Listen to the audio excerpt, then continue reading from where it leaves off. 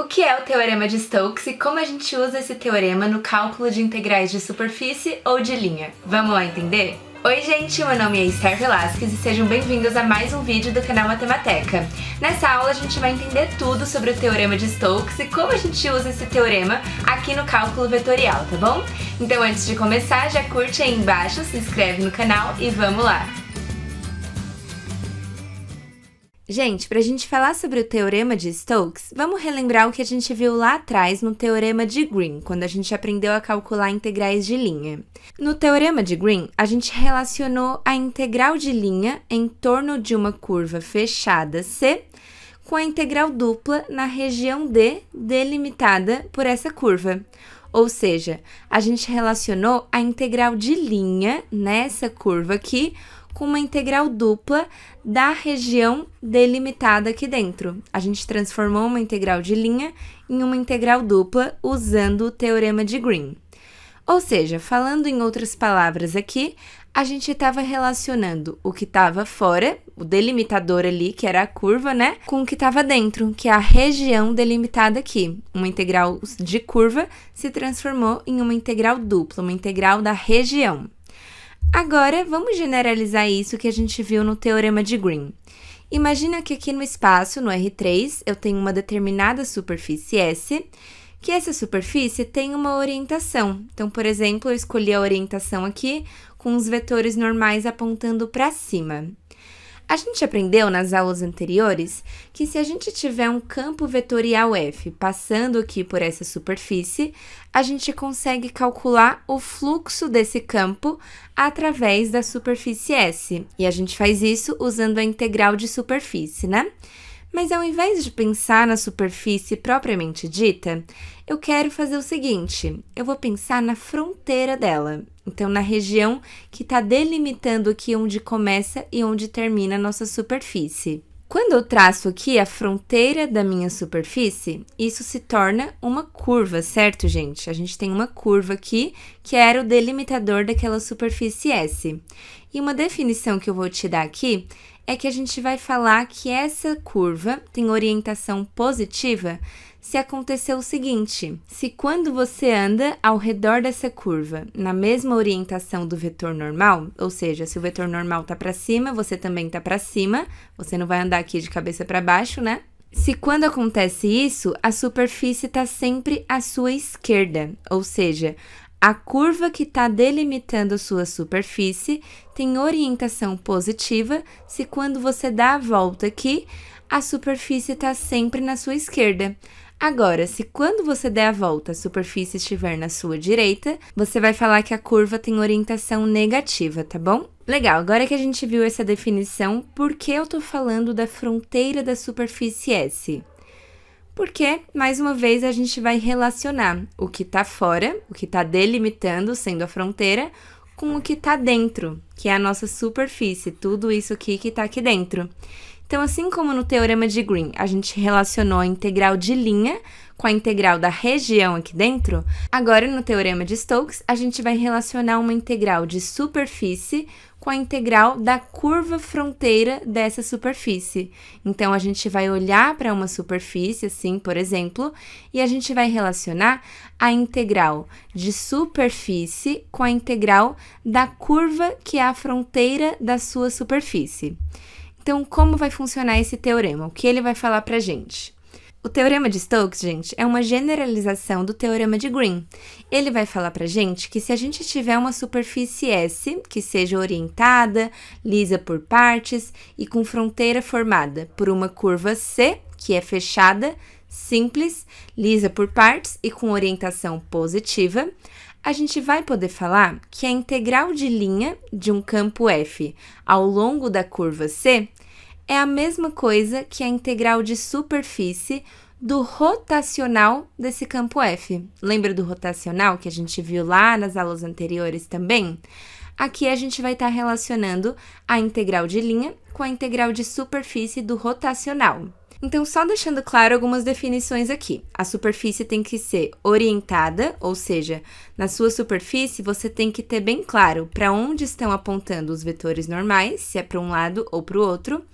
ela tem que ser lisa por partes. Então, o que significa lisa por partes? Por exemplo, se você tiver um cubo sendo a sua superfície, o cubo é uma superfície lisa por partes, porque ele é liso aqui, aí ele é liso aqui, aí ele é liso aqui. Então, ele não é completamente liso, mas cada uma das partes dele é lisa. Agora, se você tiver um plano, ele é liso inteiro, tá bom? Ele é completamente liso aqui, você não precisa se preocupar. Além disso, a curva C, que está sendo a fronteira da sua superfície, tem que ter uma orientação positiva. Normalmente, isso é algo que o exercício vai te definir de alguma forma, se na curva você está indo no sentido horário, no sentido anti-horário, mas lembrando que para a orientação ser positiva, tem que acontecer isso aqui, ó. Quando você anda na superfície seguindo a mesma orientação do vetor normal, a superfície tem que estar sempre à sua esquerda. Se isso acontecer, a curva tem orientação positiva. Então, gente, quando a gente tem esses requisitos atendidos, a gente pode falar que a integral de linha ao longo da curva, que é a fronteira da sua superfície, então da curva que está delimitando aqui onde começa e onde termina, vai ser igualzinha à integral de superfície do rotacional desse campo F. Então, para que serve o teorema de Stokes? Às vezes, você tem uma integral de linha que fica um pouco mais complicada de calcular, como a gente vai ver nos exemplos, mas que a gente pode transformar essa integral de linha em uma integral de superfície que fique mais simples. E a mesma coisa vale ao contrário. Às vezes, você tem uma integral do rotacional de f, que é uma integral um pouco mais complicada, mas que pegando a curva, que é a fronteira dessa superfície S aqui, você consegue transformar em uma integral de linha. Então, só lembrando como a gente calcula integral de linha e integral de curva, essa integral de linha do campo F ao longo da curva C, a gente tinha que ter a curva C parametrizada em um parâmetro t, com t variando de A até B. Assim, a nossa integral de linha se transformava na integral de A até B, do campo F escrito de acordo com o parâmetro t, vezes a derivada de R de t, e a gente integrava tudo isso em relação a t. Então, assim, é como a gente calcula uma integral de linha, né? Relembrando o que a gente viu lá atrás. E para calcular a integral de superfície, que a gente tem aqui do lado direito, a gente também vai ter que parametrizar nossa superfície em parâmetros u e v, por exemplo, e aí a nossa integral vai se tornar uma integral dupla de quem a gente está integrando, então do rotacional de f, só que escrito nos parâmetros u e v, né? E aí a gente faz o produto escalar com o vetor normal, a nossa superfície, também escrito nos parâmetros u e v, e a gente integra tudo isso na região D, que é a região delimitada ali na superfície, que nada mais é do que de onde até onde os parâmetros u e v estão variando. Mas, gente, o rotacional de f, se a gente for lembrar, para calcular ele, a gente tem que fazer o produto vetorial do operador del com o campo f. E o operador del é d dx, a derivada parcial em relação a x, a derivada parcial em relação a y e a derivada parcial em relação a z. Aí a gente faz esse produto com o campo f. Só que depois de calcular o rotacional de f, depois de fazer esse produto vetorial, a gente vai fazer o produto escalar com n. Então, o rotacional de f escalar com n nada mais é do que o produto vetorial de del com f escalar com n. Isso aqui, gente, lembrando de geometria analítica, é o produto misto. Isso aqui é o produto misto entre o operador del, o campo f, e o vetor normal n. Ó, isso aqui que eu tô falando é para simplificar a sua vida, tá bom? Se você quiser calcular o rotacional e depois fazer o produto escalar, não tem problema. Mas o que o produto misto fala pra gente é que se a gente quiser calcular o produto misto entre del, o campo f e o vetor normal, isso nada mais é do que o determinante de uma matriz onde as linhas são as coordenadas desses vetores.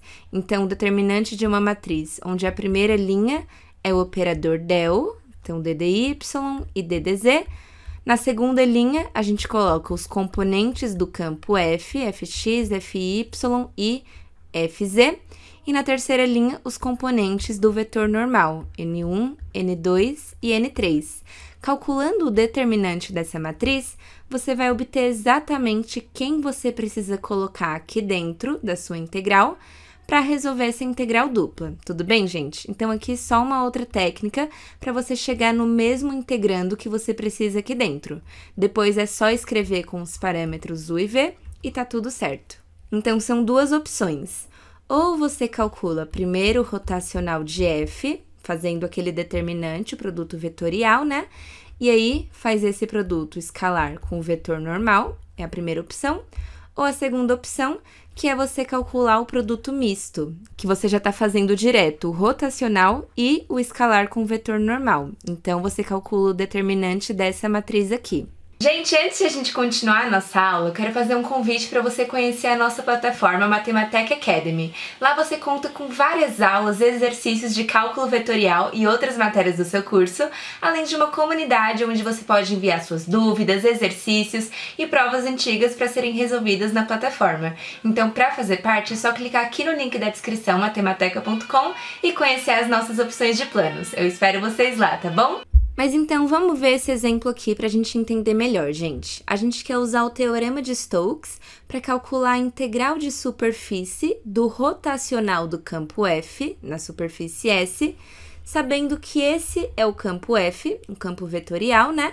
E S, a superfície S, é o hemisfério x ao quadrado mais y ao quadrado mais e ao quadrado igual a 9, com z maior ou igual a 0, orientada para cima. Gente, então como ele pede para a gente usar o teorema de Stokes e a gente está partindo da integral de superfície do rotacional, usando o teorema de Stokes, a gente vai transformar isso na integral de linha ao longo da fronteira da nossa superfície. Então, isso aqui vai ser a integral ao longo da curva C do campo F, certo?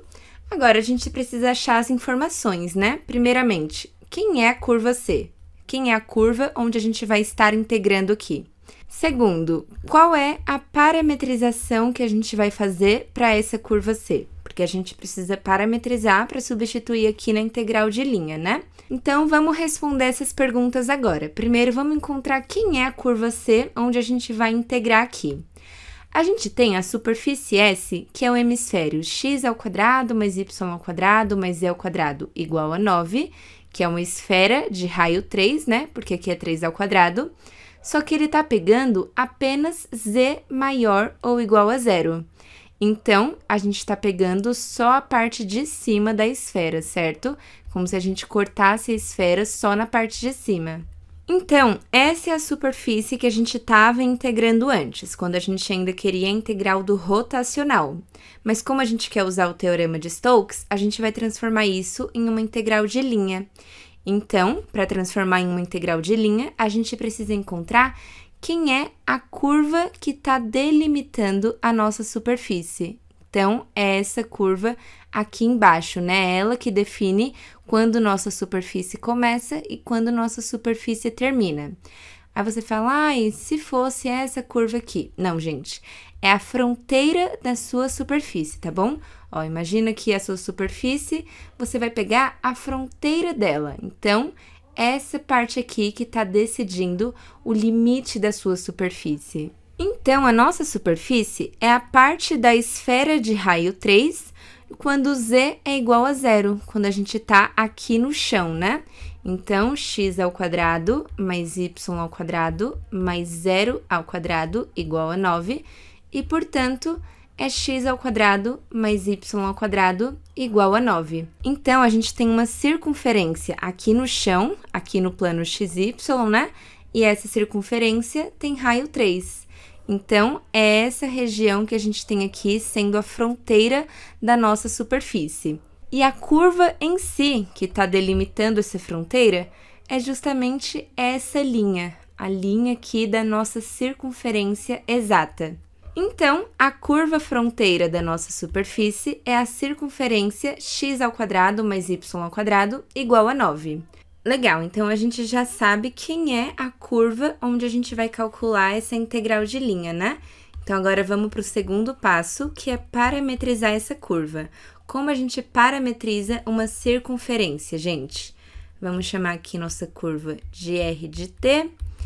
Para parametrizar essa curva, a gente vai chamar x igual o raio da circunferência, que é 3, vezes o cosseno de t, que vai ser o nosso parâmetro. Y vai ser o raio vezes o seno de t. E como a gente está no chão, no plano XY, né? O z vale sempre 0. Então, a gente tem essa parametrização para t variando de 0 até 2π, porque na circunferência a gente dá a volta completa. Agora que a gente tem nossa curva bonitinho, a gente vai encontrar quem é o campo f aplicado na nossa curva, então aplicado no parâmetro t, e a gente vai encontrar quem é a derivada de r de t, que é outra informação que a gente precisa na integral de linha. Então, para encontrar o campo f escrito no nosso parâmetro, a gente vai substituir x, y e z por esse x, y e z da curva parametrizada. Então, olha, ele falou que f de x, y, z, na primeira coordenada, a gente tem 2y vezes cosseno de z. Então, vai ficar 2y, que é 3 seno de t, vezes o cosseno de 0, porque z vale 0 na nossa curva. Na segunda coordenada, a gente tem Euler elevado a x, então Euler elevado a 3 cosseno de t, vezes o seno de z, então vezes o seno de 0. E na terceira coordenada, a gente tem x, que é 3 cosseno de t, vezes Euler elevado a y. Então, Euler elevado a 3 seno de t. Portanto, a gente encontra que o campo f aplicado na curva r de t vai ter coordenadas 2 vezes 3, que é 6 vezes o seno de t, e o cosseno de 0 vale 1, né?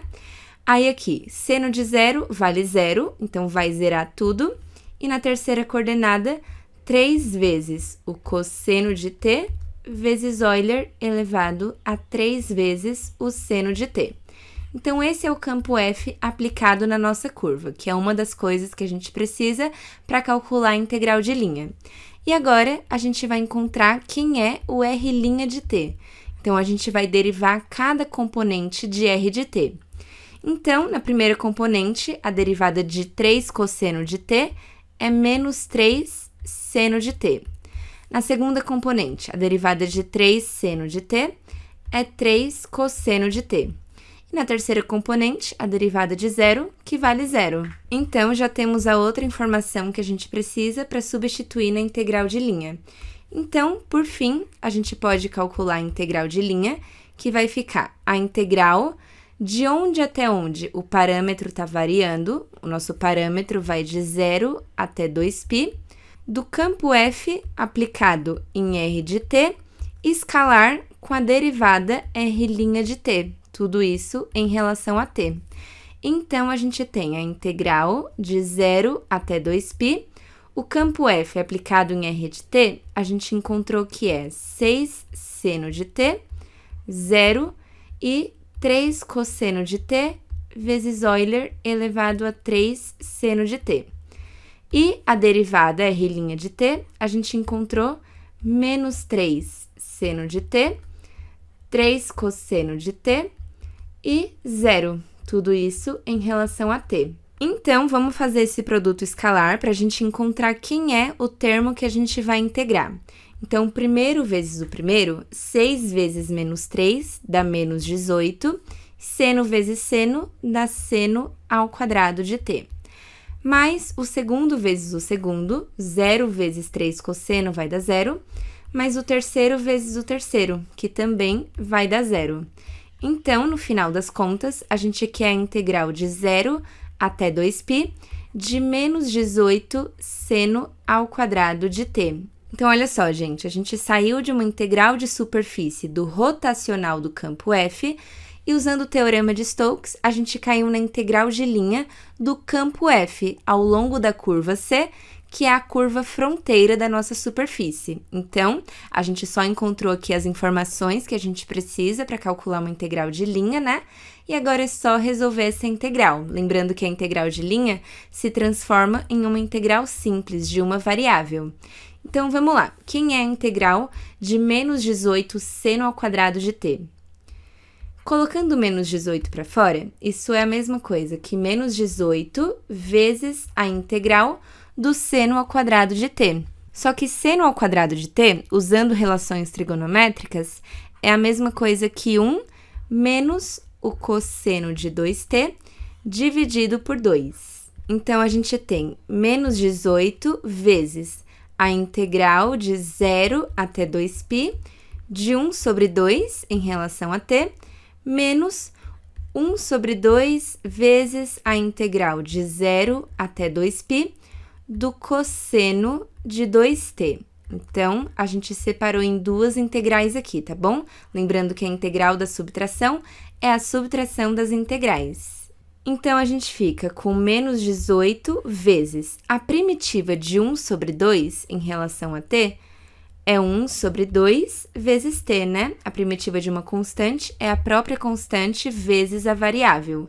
Então, essa primitiva é de 0 até 2π. Agora, a primitiva do cosseno de 2t, quem a gente deriva para resultar no cosseno é o seno, né? Então, seno de 2t.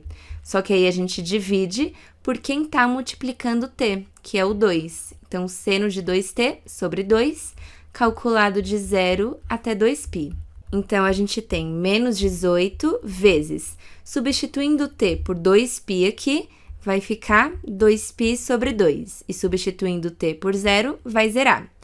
E na segunda integral, menos meio vezes, substituindo t por 2π, a gente fica com o seno de 4π sobre 2. E substituindo t por 0, a gente fica com o seno de 0 sobre 2. Então, aqui a gente pode cortar, aqui vai zerar mesmo, né? O seno de 4π vai dar 0 e o seno de 0 também é 0.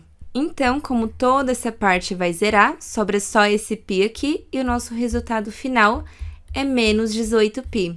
Então, esse é o valor da integral de superfície do rotacional de f nessa superfície aqui. Gente, quando uma integral de superfície dá um resultado negativo, isso significa que o fluxo do campo através dessa superfície vai contra a orientação dela, tá bom?